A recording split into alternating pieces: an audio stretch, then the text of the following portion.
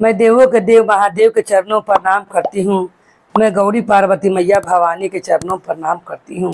मैं कार्तिक गणेश दोनों भैया के चरणों पर प्रणाम करती हूँ। मैं सभी देवी दुर्गा के चरणों पर प्रणाम करती हूँ।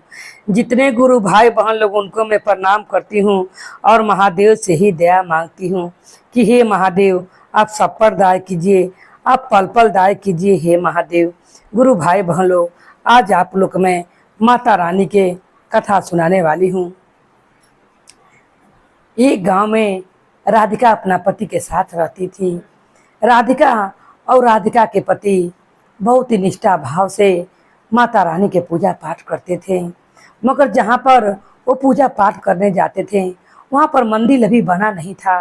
वहाँ पर एक छोटा सा मूर्ति लाकर माता रानी के रखा हुआ था।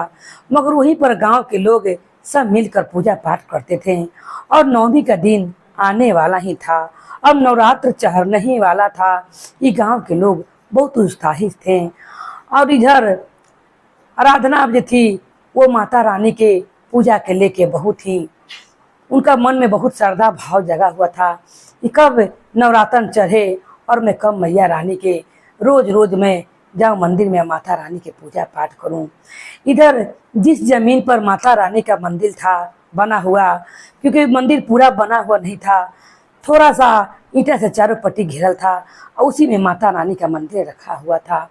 अब सेठ का उसी के बगल में जमीन पड़ता था।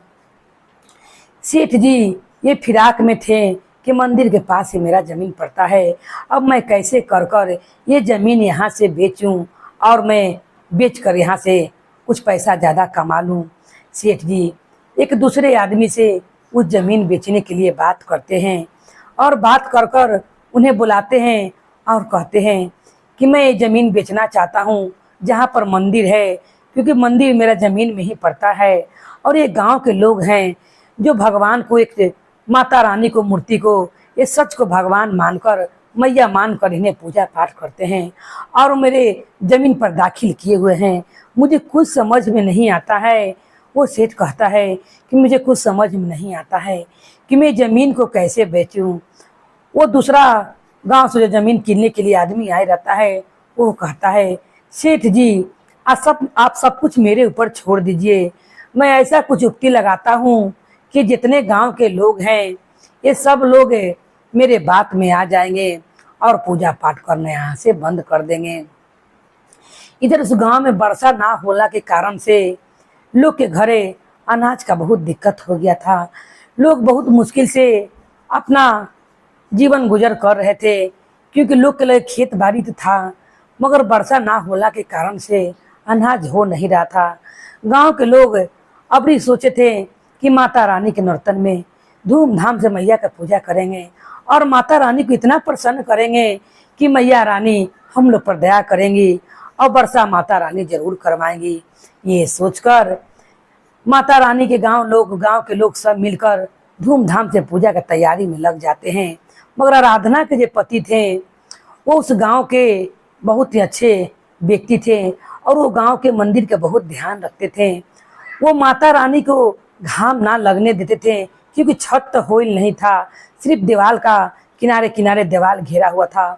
वो हमेशा माता रानी के बांस काट के और मंदिर पर उसके बांस के चचरा बनाकर उस पर रखते थे कि मैया के घाम ना लगे। और कहते थे कि गांव के आदमी कुछ मदद करता चंदा के लिए और सेठ जी कुछ पैसा देते तो छत करवा दिया जाता, जैसे हम लोग अपने अपने घर में हैं वैसे माता रानी का भी घाम लगता होगा। ये सोचकर आराधना के पति सब गांव वाले से एक जगह आने के लिए कहते हैं कि अब नवरात्र के पहले मैं सोच रहा हूँ कि माता रानी का छत ढलवा दूं कि मैया रानी के मंदिर में धूमधाम से पूजा किया जाएगा, क्योंकि मैया रानी का चैत्य घाम बहुत ज़्यादा लगेगा। और नहीं तो हर साले मैं बांस को चचरा बनाता हूँ और छाकर मैया को मैं छत बनाता हूँ और जब अंदर पानी आता है तो चचरा उड़िया जाता है। इसीलिए मैं सब आदमी से कहना चाहता हूँ कि कुछ कुछ पैसा मिलाकर दें और माता रानी का छत ढला जाए। इधर ये बात सुनकर सेठ व्याकुल हो जाता है और सोचता है कि आराधना का पति तो ज़्यादा अत्याचार कर रहा है। अब तक तो पलानी ऊपर छाता था अब तो ये छत्ता ढालने के लिए कह रहा है। अगर मैया रानी के छत्ता ढला जाएगा तब तो मेरा जमीन जो मंदिर में गया हुआ है वो मैं किसी को बेच नहीं पाऊंगा। मैं ऐसा क्या करूं? और वो जिससे उसका ज़मीन बेचना था उससे वो कहता है कि जौन करना है जल्दी करो, क्योंकि मेरा ज़मीन पर ये आराधना का पति हक जमा कर बैठा हुआ है और सारा गांव के लोग उसका बात मानते हैं और माता रानी के अपने भी मन से पूजा करता है और सब लोग को भी भरमा कर रख ले है। वहाँ पर कुछ ऐसा है नहीं जिनको ये लोग इतना मानते हैं। इन लोग कितना पूजा पाठ कैला से कहे नहीं पानी बरस जा रहा है, दाने दाने के लिए लोग मोहताज हैं। वो सेठ कहता है, वो व्यापारी जो दूसरा गांव से आए रहता है किनने के लिए वो जमीन, कहता है कि मैं इन्हें 20-20 हजार रुपया देने के लिए लालच देता हूँ और इन्हें मैं अपने ओर खींचता हूँ। इधर आराधना का पति जब सबसे पैसा मांगता है मंदिर के छत ढालने के लिए, सब लोग कहते हैं हे भैया, हम लोग के पास तभी अपने स्वयं खाने के लिए पैसा नहीं है, हम लोग कहाँ से माता रानी के छत ढालने के लिए पैसा देंगे? माता रानी अगर वर्षा कर देती तो हम लोग के पास जो अनाज होता उससे हम लोग का जीवन भी गुजर होता और उसी को बेचकर हम लोग सब कोई पैसा मिलाकर माता रानी का छत भी ढलवा देते हैं। इधर वो क्या करता है, सेठ के जो जमीन किनने आई रहता है वो रात को जाता है और जाकर एक गांव में एक लक्ष्मण नाम का व्यक्ति रहता है, उससे कहता है कि अरे भैया, तुम क्या उस आराधना के पति के फेर में पड़े हुए हो? वो तुम लोग को भरमा के रखे हुए है। तुम ऐसा करो कि तुम 20-20 हजार रुपया हम तुमको दूंगा, जितने तुम लोग आदमी हो सबको मैं 20-20 हजार रुपया दूंगा। तुम लोग सारे 20-20 हजार रुपया ले लो और इसके संगे मंदिर में पूजा पाठ करना बंद कर दो, जाना बंद कर दो। कुछ आदमी तैयार हो जाते हैं क्योंकि उनका भूख से हाल बेहाल रहता है, क्योंकि उनके पास स्वयं पैसा नहीं रहता है कि वो भोजन कर सके, क्योंकि वर्षा ना होला कारण बहुत दिक्कत चलते रहता है। कुछ आदमी उस सेठ के भेजे हुए आदमी के बात में आ जाते हैं और कुछ आदमी आराधना के पति के साथ जाकर कहते हैं कि भैया, हम लोग से अब ये पूजा पाठ नहीं होगा, क्योंकि पूजा पाठ कैला से पेट भर नहीं रहा है और माता रानी ने हम लोग पर इतना कृपा भी नहीं किया है कि हम लोग के वर्षा नहीं हो रहा है कि जिससे हम लोग कुछ अपने लिए खर्चा पानी निकाल सकें। वर्षा हो ही नहीं रहा है तो अनाज कहाँ से होगा? आराधना के पति कहता है तुम लोग के जैसा मर्जी वैसा करो। वो लोग कहते हैं कि भैया, तुम भी 20 हजार रुपया ले लो और ये पूजा पाठ छोड़ दो, ये मंदिर सेठ का है, सेठ ये मंदिर बेचना चाहता है, ये जमीन सेठ में ही पर जमीन का सेठ के जमीन पड़ता है। वो कहता है आराधना का पति, मेरे रहते हुए ऐसा नहीं होगा, सेठ को ये मंदिर में किसी को बेचने नहीं दूंगा, उसका जमीन इसमें पड़ता है तो क्या है, मगर मेरे रहते हुए ऐसा नहीं होगा। इधर देखता है सेठ कि बीच में ये अरोरा बन रहा है। उतने में आराधना का पति कहता है कि तुम जाओ और जाकर माता रानी के लिए जो कुछ पैसा बचा कर रखी हो, नवरात्र चढ़ने वाला है कल से, तुम उनके पूजा के सामान ले आओ और पूजा की तैयारी में लग जाओ। इधर सेठ क्या करता है, उनकी पत्नी को उठवा लेता है और उठवाकर इसे जबरदस्ती आराधना के पति से कहता है। वो इंतजार करते रहता है आराधना के पति कि अभी तक मंदिर में मेरी पत्नी आई नहीं, क्योंकि सारा आदमी जो था वो 20-20 हजार रुपया लेकर वो सेठ के बात में आ गया था और सब लोग वहाँ उस मंदिर में पूजा करने से इनकार कर दिए थे, क्योंकि उनके मन में वो सेठ ने बहुत सारे गलत बात भर दिए थे कि कुछ पत्थर पत्थर के माता पूजला से कुछ नहीं होगा, इतना दिन से पूजा पाठ कर रहे हो, कहाँ भगवान तुम पर कृपा किए हैं, कहाँ माता रानी तुम पर दया की है। मगर आराधना उसका पति का तनिक विश्वास नहीं डोलता है और वो लोग एक बात पर रहते हैं। सेठ अब समझ जाता है कि बिना इसे हटैले कोई काम बनेगा नहीं और ना बात बनेगा। उतने में क्या करता है सेठ कि आराधना को बाजार जैसी आराधना पूजा के सामान लाने के लिए जाती है। एक कार लेकर आदमी आते हैं और उसमें उस आराधना को उठा कर लेकर चले जाते हैं। इधर आराधना का पति मंदिर में माता रानी का बैठ कर इंतजार करते रहता है कि मेरी पत्नी अभी तक आया नहीं, क्योंकि दोनों साथ ही साथ मैया के मंदिर में 9 दिन पूजा करना चाहते थे। नवरात्र के दिन आने वाला था। अब आ ही गया था। उतने में उस सेठ आकर कहता है, तुम किसका इंतजार कर रहे हो? तुम्हें इस कागज पर साइन करना पड़ेगा कि तुम इस मंदिर में कल से पूजा करने नहीं आओगे, क्योंकि मंदिर में बेच रहा हूँ। ये जमीन मेरा मंदिर में पड़ता है। आराधना का पति कहता है, कुछ भी हो जाए, मेरे जान क्यों न चला जाए, मगर मैं इस कागज पर दस्तखत नहीं करूँगा और ना मैं पैसा लूँगा। सेठ कहता है, इस गांव वालों को मैंने तो 20-20 हजार रुपया दिया हूँ, तुम्हें मैं 50,000 रुपया दूंगा।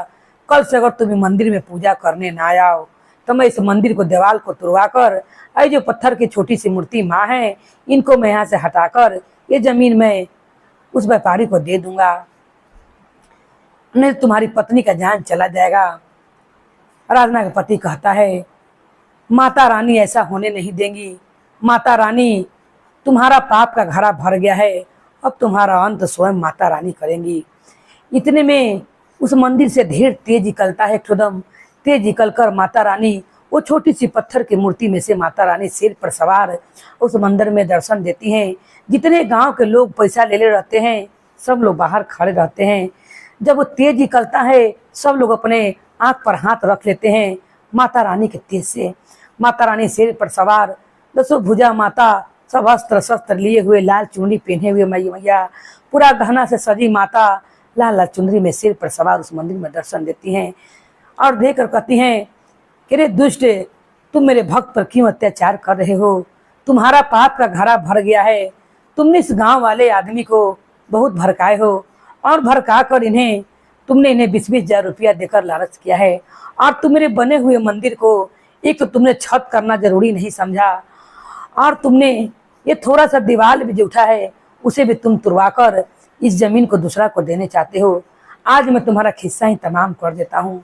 और माता रानी वो सेठ को तुरंत वहीं पर भस्म कर देती हैं, और जितने गांव के लोग रहते हैं सब हाथ जोड़कर माता रानी के पास खड़े हो जाते हैं और कहते कि हे माता रानी, हमसे बहुत बड़ी भूल हो गई, जो हम लोग ने अपने भूख के कारण इस सेठ से 20-20 हजार रुपया ले लिया।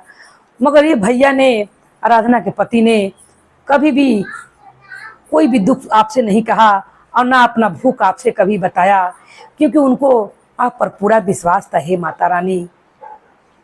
ये कहकर सब लोग माता रानी के चरण पर गिर जाते हैं। मैया रानी कहती हैं कि तुम्हारा पत्नी तुम्हारे घर पर है, तुम चिंता ना करो। ये सुनकर आराधना के पति प्रसन्न हो जाता है। उतने में आराधना पूजा का सामान लेकर मंदिर में आती है और मैया के दर्शन पाकर प्रसन्न हो जाती है और जोर जोर से कहती है, बोलो माता रानी भवानी की जय, शेरा वाली मैया की जय, लाली चुनरिया होए वाली मैया की जय। खूब जोर जोर से गांव के लोग जयकारा लगाने लगते हैं। और उसी दिन माता रानी की कृपा से पहला ही दिन, नवरात्र के दिन, जोर जोर से बारिश होने लगता है और जितने लोग के धरती बंजर रहते हैं सब दम फुल्का हो जाते हैं और सब लोग प्रसन्न हो जाते हैं। माता रानी दर्शन देकर कहती हैं कि अबरी के नवरात्र में तुम लोग श्रद्धा भाव से पूजा पाठ करो, इस गांव से सब दिन के लिए दृढ़ता दूर हो जाएगी और तुम्हें लोग के जितना भी अन्न के दुख है सब दिन यहाँ पर वर्षा होगा और तुम्हें कभी भी अन्न की दिक्कत नहीं होगी। सब लोग मैया रानी के जयकारा करते हुए माता रानी के पूजा पाठ करते हैं और 9 दिन मैया भवानी के पूजा पाठ करते हैं। माता रानी उन्हें दर्शन देकर, ज्ञान देकर माता रानी और सेठ को भस्म कर कर वहाँ से माता रानी फिर उसी छोटी सी मूर्ति में मैया समाहित हो जाती हैं। इधर उस गांव में आराधना के पति 9 दिन पूजा पाठ कर कर खेती करता है। जब खेत में अनाज होता है उसी को बेचकर वो जो हल्का हल्का दीवार सेठ घेरले रहता है उसी में माता रानी को वो छत करवाता है और छत करवा कर मैया रानी को सब दिन के लिए माता रानी के ठंडा में करता है। जिस तरह आराधना के पति और आराधना ने माता रानी का इतना ध्यान किया और उसने ये समझा कि माता रानी कोई छोटी सी पत्थर की मूर्ति नहीं, वो माँ है। कहा जाता है गुरु भाई बहनों कि मानो तो देव नहीं तो पत्थर। तो आराधना और आराधना के पति वो छोटा सा मूर्ति के ही माता रानी में प्राण जान मानते थे, तभी तो माता रानी के छत करवाने के लिए इतना व्याकुल थे। और मैया रानी ने उन पर दया कृपा किया और हर साले बारिश होने लगा और उस गांव से जितना भी धन की कमी थी सब पूरा हो गया। और हर साले आराधना और गांव वाले धूमधाम से मैया का नवरात्र मनाने लगे। बोले शेरावाली मैया भवानी की जय, भैरव भैया की जय, हर हर महादेव की जय।